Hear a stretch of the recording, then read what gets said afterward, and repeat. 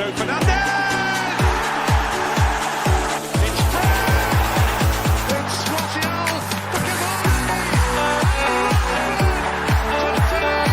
Just waiting on the back post, surely he'll be found! And scores first! Premier League goal at Old Trafford! Yo!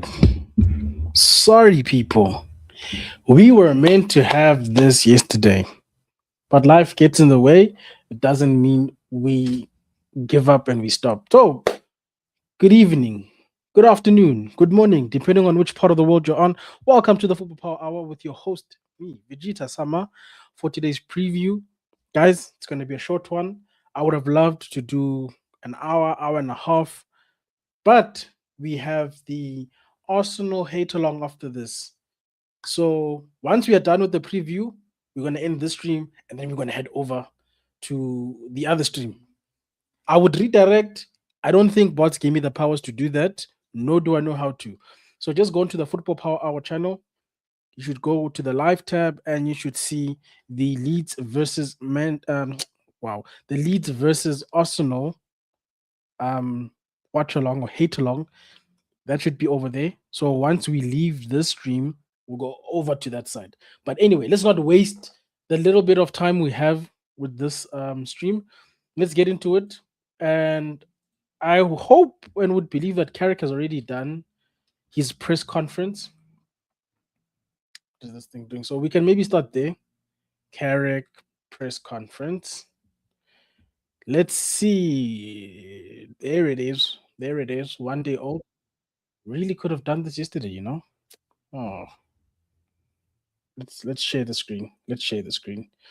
Obviously, people will pause, will listen to the questions and answer. Will pause. I'll share my thoughts, and you can always drop your thoughts in the chat itself. There we go. Boom. Hopefully, it has sound. Beam. I hope it's got sound. It's too bad I can't control it from here. There we go. Let's listen to the press conference, people. Then we'll look at the game. Michael. Just starting off with some team news. First of all, can you explain maybe how long Patrick Dorgu could be out? And are there any other players coming back, like Joshua Zirkzee on the ties today? Yeah, Josh is back training this week, which is good news.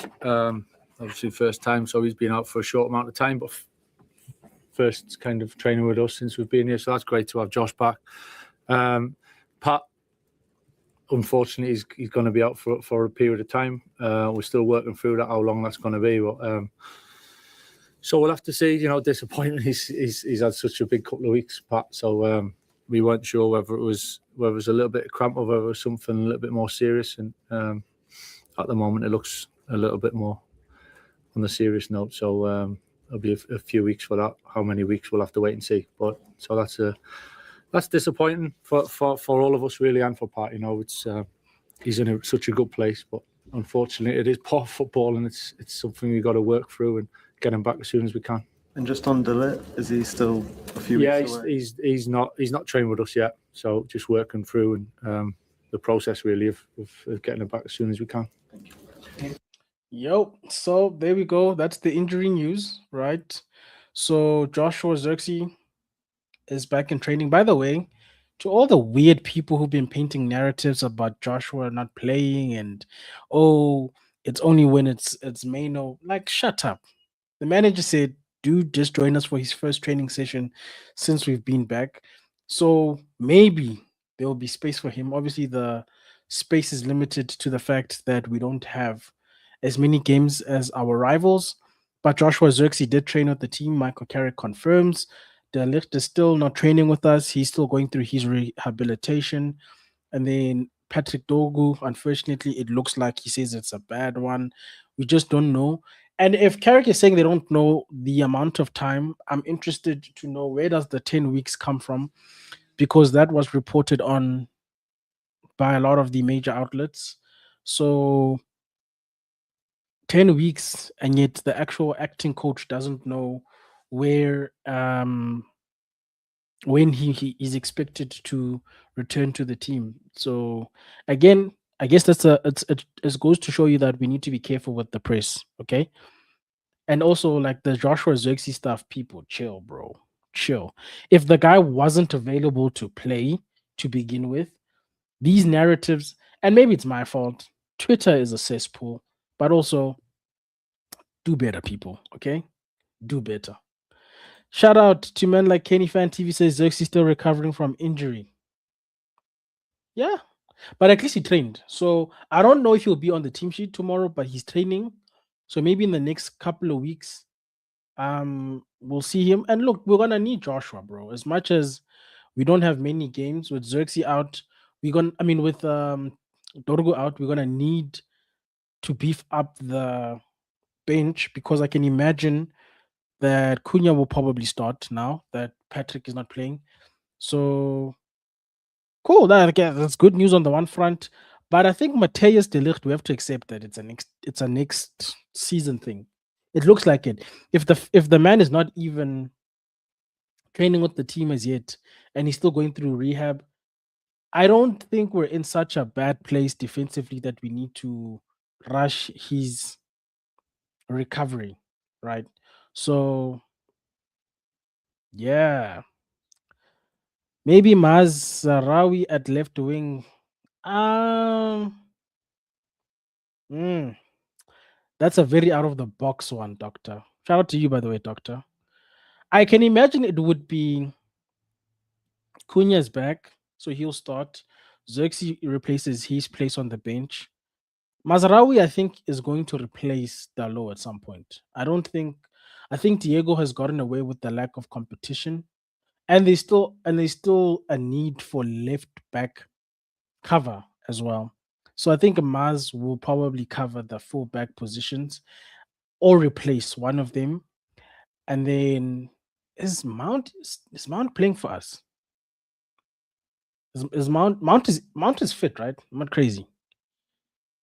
But the point is, it's good to have a Xerxes back, in my opinion, because you saw what having a good bench does for you when you need to make changes mid game.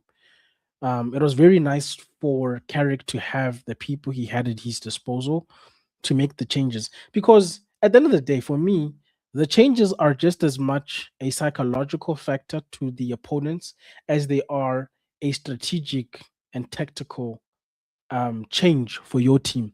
Because I can imagine for Arsenal, they were at 2-2 last week. Mateus Cunha comes on. A lot of the fans were saying, oh, great, Mateus Cunha. And to have the ability to make the change. Now, I don't know what Josh looks like underneath Carrick. Hopefully, Carrick and his team can look at that 9.5 statement that Josh made about his positioning and find a way to maximize him for the amount of time that we still have him for. Because I can't imagine he's leaving. Today is the last day. Yeah, I don't think Josh is going to leave. So for the rest of the season, we need to maximize every player's strengths, and that includes Xerxes. And hopefully, he has a good end to the season. And if he is going to be moved on, we are in a better negotiating position if he's in good form, you know? So shout out to that. Let's continue with the presser. Michael, when you look across the sort of last year or so for United, I know you've not been here that entire time, but you've watched a lot of the team. A consistent theme has been the struggle to win games consistently at Old Trafford. Do you know why that is? I think ultimately consistency is the key to success, and I think it's in my eyes, it's one of the most difficult things to achieve, to be good consistently rather. So yeah, it takes so much, it takes a level of performance, it takes the level of mentality and the intensity and the concentration and actually be able to cope emotionally with the ups and downs of what each game brings and moving on to the next. So there's so many things and that kind of go into it. And listen, that's what we're working towards. We've had a great couple of weeks, 2 big results. There's bigger games coming up, and it's just keeping the mind in the right place as much as the emotions to be able to go into the next game in just as we have done the previous 2. Interviewed. I want to just pause it there. I agree with Michael. And I think a lot of the people earmarked today's game specifically because with or without Ruben, Carrick, United players have always been able to lock in for big games. Not as much as what we saw in the last 2 games. That's different. But big games is where we've been able to lock in. So Michael is right in the sense that we need to be in the right emotional, mental frame. I don't think the talent with the smaller games is the issue. It's the mental, it's the approach, it's being able to lock in against what we would deem lesser opponents in the same way we do against the ops. If anything, I reckon that requires a lot more mental fortitude, emotional intelligence, and mentality than it would with the bigger games, because it's easy to respect somebody who's on your level, but it's even easier to underestimate people you see as less than yourself. We have to remember what Fulham did to us the last time we played. It wasn't an easy. I think they beat us at Old Trafford last time, if I'm not mistaken. Possible. So we need to lock in for them and any other, because I think tomorrow's game and any other lesser team like West Ham, Spurs, we just owe them. And I know they're in a relegation battle, but your Fulham, your West Ham, like anybody who's traditionally supposed to be a lesser opponent than us locking in against them, especially at Old Trafford, and producing a result, that's where the points come from. We don't put the league on notice by just beating our rivals and then losing to everybody else or drawing to them. We put the league on notice by giving our opposition, like the cities and Arsenals of this world, the game, but by also being decisive and beating the other guys. So I hope the guys are gonna show Fulham their respect. They're gonna lock in, because what I saw when these guys were on the tunnel against Arsenal, I knew we won the game before we actually got onto the pitch against Arsenal, because I could see the levels of concentration. And I think Carrick is right in the sense that the team has to manage the players' mental fortitude and say, hey guys, it's not your direct rivals, but the team you're playing stands between you and 3 points. And for how open this league is, those 3 points matter. We need to put in some form of a run. And I don't know why this run thing has become such a difficult thing for teams in the league. Maybe it's because the league is better, but I also feel like teams themselves let themselves down. So I hope the guys are listening to Carrick and understand that we need you to lock in tomorrow just as much as you did last week. We're taking no prisoners. The few chances we might get, we execute with precision, without prejudice tomorrow. So we'll see. Shout out to Doctor for letting me know what was the last score. And look, for me, the one thing I've come to learn is home can never be penetrated. Pause. Okay? People can't come to your house and feel comfortable at any stage. And then once you take care of home, and this is where a lot of the managers and coaches struggled at Man United. Once you take care of home, to show that you're a big boy, you need to be able to kick down their door and do the same thing to them at their house. That's when we know, okay, now we're dealing with the big team. And I've often said, sorry, side tangent. I've often said in the past, guys, you can win a league by performing consistently against the lower, what is it? 18 minus 6 is 12. 18 minus, yeah, it's 12. If you perform and beat the 12 people below you, and then the other 6, the traditional big 6, you battle, you get wins at home and you get draws away, you win the league, or you are competitive. And I feel like sometimes as bigger fans of bigger clubs, we're so fixated, and I get it. These people are our rivals. We fixate on the big games, and I feel even the players get into that mental trap of, we're playing Arsenal, we're playing City, we're playing Liverpool. Bro, the locking in should happen against Burnley, West Ham, Brighton, Fulham, all of these guys. By the time you're playing the big guys, all you're doing is just taking it up a step. That's it. Like, there shouldn't be a gear shift below that. There shouldn't be anything below what we've done against the teams I just listed. It should just be, oh, we're playing City, now we go up a level, because our teams come with expectations and we build squads to compete at the highest level. So that's why we need to go up or should be going up a level to compete against them. And Arsenal's gonna learn in the next few weeks. Nobody's got a divine right to win the league. You have to be able to lock in, irrespective of who it is, till the end. And then we see what happens. And then we'll see what happens after that. But anyway, let's continue with the presser. Shout out to KP Live. Hope you're doing well.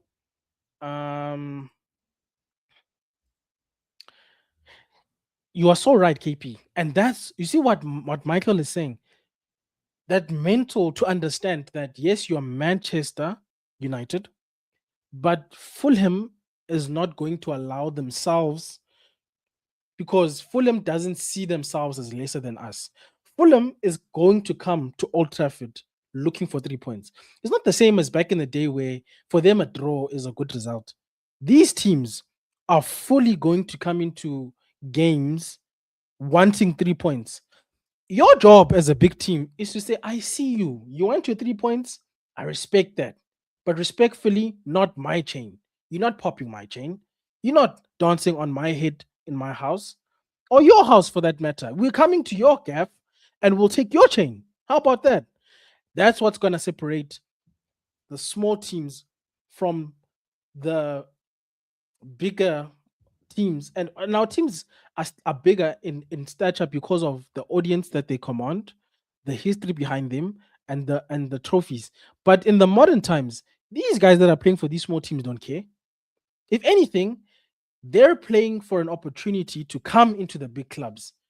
So that's why we need to be mentally prepared to face these guys when we go into the game. That's all I'm saying. Shout out to is it OBS or AOBS? I don't know if the A is silent. But shout out to you, my bro. Has Bots retired? No, he hasn't. I would hope not. I was speaking to Bots today. He's busy. Okay, he's making money. If we could make a living from streaming, I would have done the stream yesterday because I wouldn't have been working. Even as we speak, I'm working. And mind you, I work Monday to Fridays. But the thing that I'm working on has such a big impact on the company. I need to make sure that shit's working. So we're here. But no, Bots is not working, guys. And of course, guys, we're on the Football Power Hour. Memberships are a thing. Super chats and also subscriptions. Do the right thing. Like, first of all, subscribe. But if you want to go a step further, at the very least, super chats, because I need to speak to Bots about making the memberships worth having, So don't worry about it, guys. I care about the support. I'm going to speak to Bots. We're going to put together a plan for the year to make sure that we get exclusive. We also get out exclusive members content because people are spending their hard-earned money. So obviously, Bots has got the reading club that he started. If you guys own a console, maybe we can start a Football Power, our pro clubs team, outside of what the guys were creating before. Just the football, we call it Football Power, our FC, and then we compete and go up the levels. I've been learning about that recently because I got my console.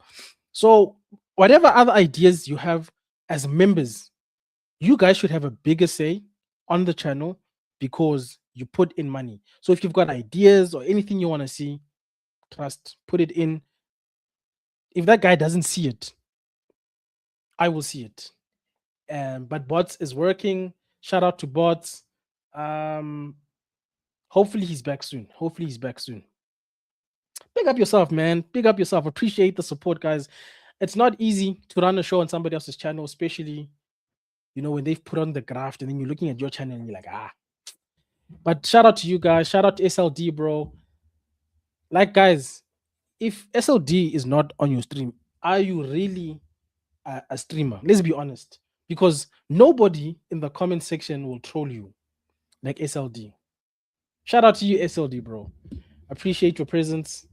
And I appreciate you, bro. But don't worry, we'll put together ideas. Also, as the members grow, we need to also grow the exclusive, I don't know what you call it, emojis or emotes, whatever. So if you guys have any ideas, maybe you want to bring the Joe Blackman shut up one over to this channel as well. Maybe you want us to use some of the memes that we have as icons so that you can also drop it in the chat. Let us know, guys. And let's of course get this channel to 3,000 subscribers by the end of this year. We can do it, I believe. So let's carry on with the presser. And Lisandro Martinez yesterday, and it goes in line with what you were just saying there as well. Previous too. I interviewed Lisandro Martinez yesterday, and it goes in line with what you were just saying there as well. He said that you touched his heart, and that meant that he'd give you everything. I wonder how much work you've been doing in this short time, capturing hearts and minds, as well as giving tactical detail as well. Yeah, well, you got to play with feeling. You know, you got to play with emotion. You got to play with excitement, and so there's definitely that side of things, and it's something we speak about. You know, the technical side. The technical side's one thing, but the things I've just touched on is totally something else. And the boys have been there, you know, in training and in games and in meetings and everything around the place. They've been there and everything we've asked of them. And Leach has epitomised that in terms of how he's gone about every day and certainly in the game. So, but we're definitely aware that of what it's taken to have the couple of weeks we've had. A couple of weeks is a couple of weeks, you know. It's good, but it's 2 weeks, and we're definitely aware that it's something we want to and we need to make extend for longer. So respecting the game, respecting what it takes to win games and how hard it is and how good a team Fulham are. That's definitely on the front of our minds. Thank you. Hi, Michael. Returning to Patrick for a moment. It's been reported it could be 10 weeks. Are you confident you're such a versatile player, the depth to cope with that? Yeah, listen, obviously it's not ideal. It's not ideal. Of course it's not. We don't want to lose good players from the group, but that's part of having a squad and assembling a squad to be able to cover certain things, and we've got players that can do that. Yeah, it's the nature of the beast, unfortunately. You see what that is, guys? Man, like fandom, fans, football fans. Whenever we're in the transfer window, we are not just buying for the starting 11. Injuries happen, suspensions happen. We need a good squad. And that is the part of the rebuild that takes time because you need multiple windows. It's not tactics, it's not implementing whatever, it's the actual building of a squad.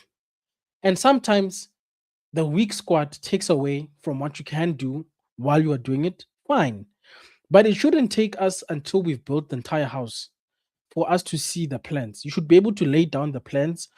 We can assess them, we can blueprint them, we can edit them, and as we are doing this, we keep adding. So I agree with Carrick, and I'm glad that he accepts the injuries happened, but that's the nature of the beast. We need to have people in place to cover for Dorgo. Last season, the one thing we did was we emptied the pantry.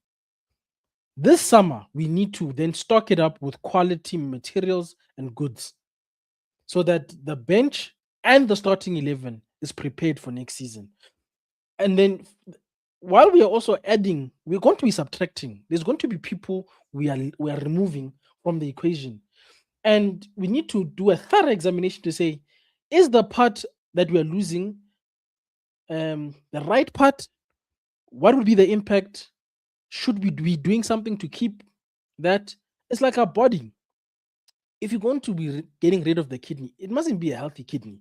It must be a kidney that is no longer functioning and we are putting in a new kidney. It must make sense. So that's the part of the rebuild that people talk about that takes long. If manager or players do nonsense, get out. We don't have to wait 3 years of a contract to see the substance of what we are trying to build. No, that's rubbish. That's rubbish. In the last 5 games versus Fulham, we have won 2, drawn 1, and lost 2. So pretty even head-to-head in the last 5 games is what you're telling me, Doctor. Shout out to Will United. I'm going to read your first comment. He says, we need to keep Smith Rowe and inform Harry Wilson quiet. We need to go out there, leave on the pitch, collect 3 points. But I love Carrick's interviews as well, not on edge, cool, calm, and collective.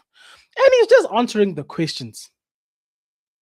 Yes, my doctor, don't worry. That's why my stream is gonna start a bit late. I know the hate along is gonna start a bit late. You guys can watch the game on the side if you and you can let us know what's going on in the chat. But we do have the hate along stream for the Arsenal Leeds game set up on the Football Power Hour channel. So once we are done here, we'll go over there. I'm just trying to give a proper preview. You deserve it as the audience. Naturally, some will wonder if you're going to move in the transfer market before the deadline. Do you see any movement coming before Monday? No. To be honest, I think we're just working through it. Never say never, of course, because a lot can happen and situations can be thrown up. Sometimes it's in our control. Sometimes it's maybe something that's out of our control that we got to deal with. So, we're calm. I'm pretty calm. I think we've got and we've shown what we're capable of doing as a team. And we'll just have to see what the next few days bring. But I'm definitely calm about it. Michael, the general consensus has been that if anybody did come in, then somebody would go out. And you mentioned Josh before. He's the one who persistently gets linked with moves to Italy. Have you spoken to him about his future, or has he articulated what his desire for this window is? No, I think Josh has just been trying to work to get fit and get back around the group, and it's been great to have him back training and training yesterday with the group for the first time. That's literally. First of all, before Carrick finishes, these guys are criminals. Has it been Josh or has it been the media that have been speaking about Josh leaving? Look, even if there's truth, the way he positioned that question, I don't like it. Because we haven't seen, maybe in his how he's playing, we've suspected to say, oh yeah, this one is divorced us mentally. But has it been Josh or has it been you guys who've been talking about Italy? And look at what Carrick is saying. He's saying, but the guy's been focusing on getting his fitness back together. How is a person who's injured getting transferred to begin with? Like the media mustn't try this, bro. These guys are chiefs, bro. As far as it goes for me and for Josh, I'm looking forward to working with him. So that's it. Nothing else is needed to be said. Taryn? Hi, Michael. Bruno signed for the club 6 years ago today. Obviously, everyone knows what a massive impact he's had. I'm just wondering if you could explain a bit about what you found working with him. And also, every summer now, his future gets thrown into doubt. Obviously, you made comments again recently about the club wanting him to leave. Do you feel like he needs to see evidence of progress over the next few months to commit to staying on again? Because obviously, for a player of his ability, he's not won enough, has he, at this club? I think, first of all, I've seen the impact he had as soon as he got here. I was obviously here, so I've seen it at close quarters, and he had a huge impact straight away in so many ways. You could see the passion, you could see how much he wanted to do well. Straight away, you've seen the quality, and that's carried on all the way through. And his consistency, really, of performances, his level of performances, his willingness to always put himself out there and physically be able to do it. I think there's a lot to credit him for in that respect. Listen, of course, we all want to win things. We all want to get better. We want to improve as a team. We want to be successful, and that's something we've got to work towards together. But Bruno's been fantastic since I've been here. He was fantastic when I was here before, so I've got nothing but good things to say about him. Richard? Hi, Michael. Just on the subject of Bruno's future, then, A, have you talked to him about it? And B, would you expect him to be here next year, or do you feel it needs Champions League football? I think let's not get too far ahead. We're working towards this game, and he's talking about the window now and closing in a few days. That's on the agenda a little bit, but my main agenda is getting through the game on Sunday with Fulham, and Bruno's fully committed. There's absolutely no issues at all. Things further down the line, obviously addressed towards the end of the season or whatever, but everything's positive at the moment. There's no reason to be any otherwise. But you see what I'm saying, guys? These people are asking questions because they want to create stories, to create narratives, because they know we are a talking point. The fact that this guy isn't saying yes or no, or even giving a hint towards the answer they might be looking for, and then they still follow up and press the issue. It's like, guys, and I'm glad Carrick said, hey guys, you guys are looking there. We are here. We are trying to win this game. We will see that when we see that. As far as I'm concerned, Bruno is here. Bruno is happy. Bruno is playing. Like, what's wrong with these guys, bro? Hi, Michael. And you know what annoys me? Sorry for pausing again. This is the Manchester United versus Fulham press conference. Can we start asking questions about the game? Is this not supposed to be a precursor to the games for us to get the thinking, the strategy, the what the manager might do? You guys want to talk about things that are 10 years from here. Man, they must replace this journalist with us. We can ask serious questions, man. Just on the Fulham game, an issue that's kind of predated some of the previous managers is United sometimes struggling to break down teams who come to Old Trafford and are happy to sit a little bit deeper. Obviously, that's not the way that City and Arsenal play. Does the messaging or the game plan change at all when you've got a team like Fulham coming in? And you also mentioned after the City game that you're not always going to have the big emotions like a derby brings up, and sometimes the players are going to have to do that themselves. Is Fulham kind of an example of that?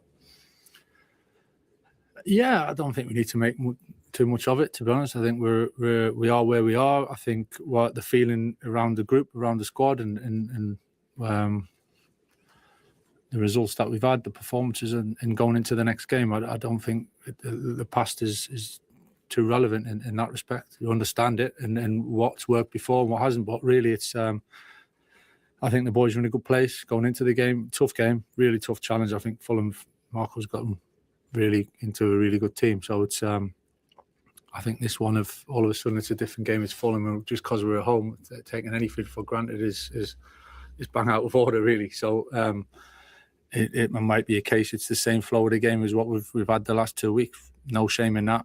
We'll deal with the game, what's in front of us, and do whatever it takes for us to be able to come out on top. A journalist asking about the damn game and asking a question we've been asking. City and Arsenal want to have the ball. Fulham might not necessarily want to be on the ball as much. What will be the approach? Carrick says, hey, listen, bro. Good team, good manager. Tomorrow might be the same as City. It might not be. We'll take it as the game happens. We've planned for them. We'll play. And what we're playing for at the end of the day is 3 points. I'm paraphrasing, but that's the gist of it. Thank you. This is what a press conference should be.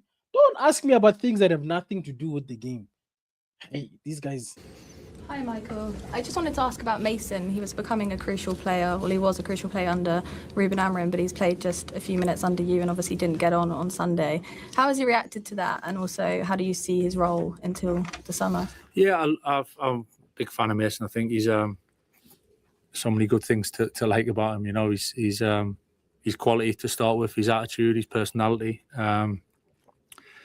That's why we've got the squad. Certain times, certain games, certain players will play, and as we work through the season, that'll come into fruition. But yeah, I like Mason a lot, and I think he's an important player for this team and this club.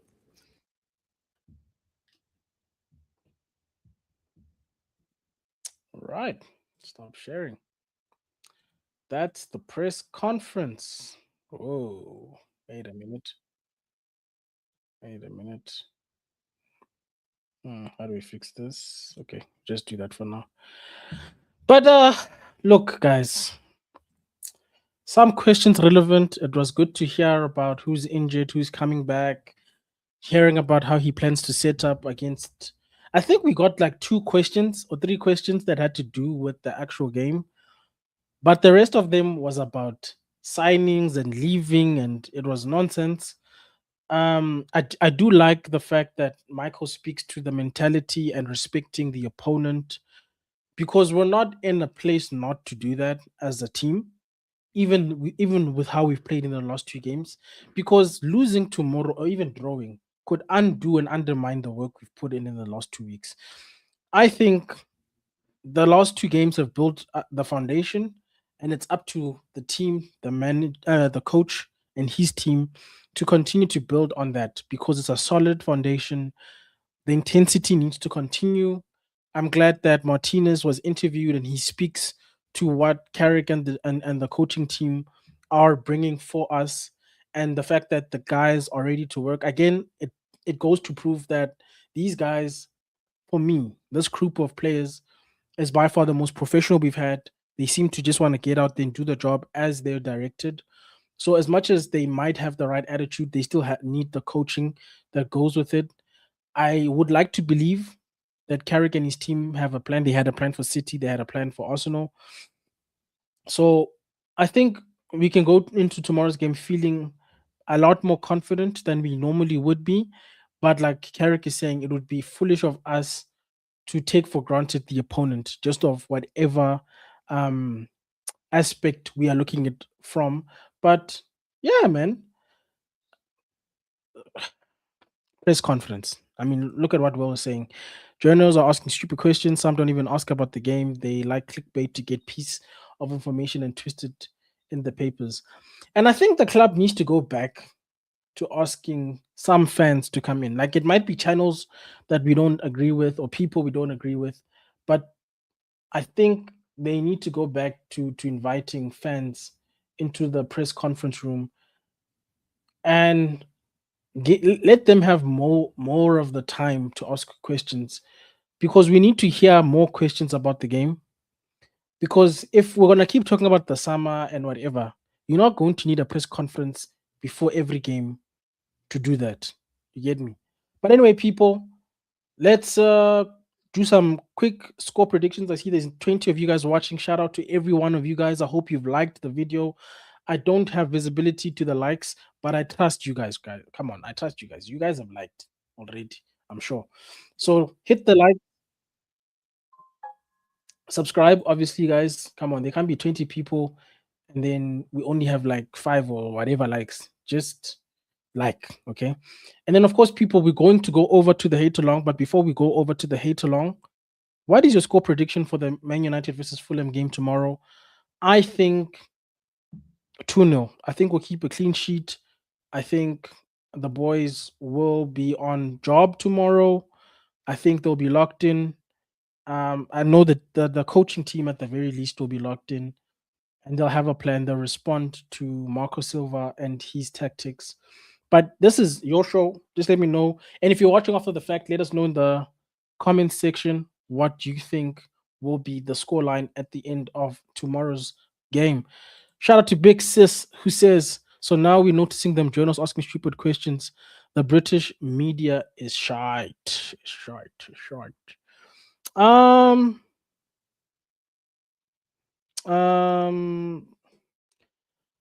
I've always seen it.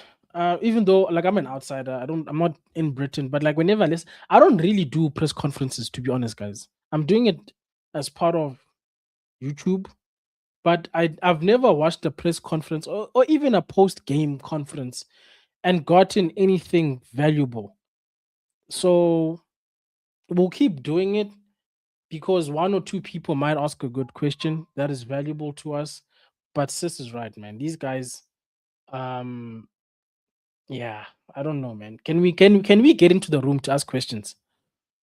Do I think, or am I hoping? No. I think tomorrow we'll get 2-0. That's my score prediction. I'm sticking to it. I'm standing on it. Clean sheet. Funny enough, I think we'll have different goal scorers. I feel like Mbwems is the guy for big games. Tomorrow we might see a Bruno Fernandes goal. He'll definitely assist a person.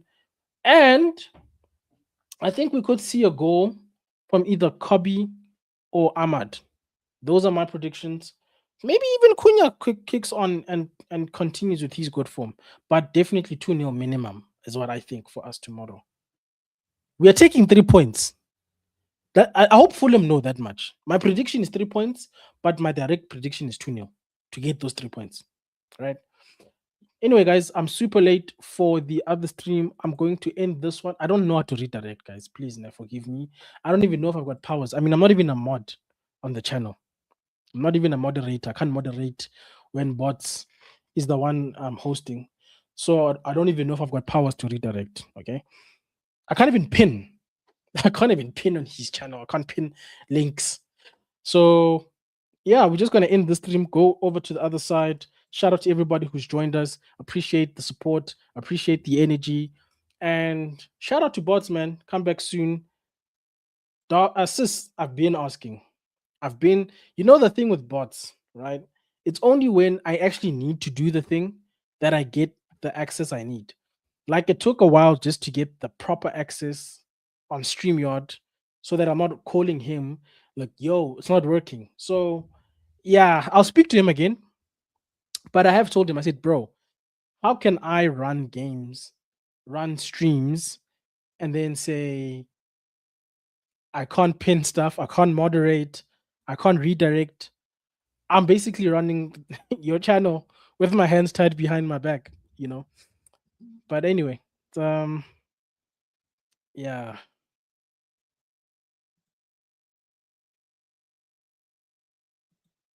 Sometimes I do, sis, but for the community, because this community puts their money into this channel, just like you do.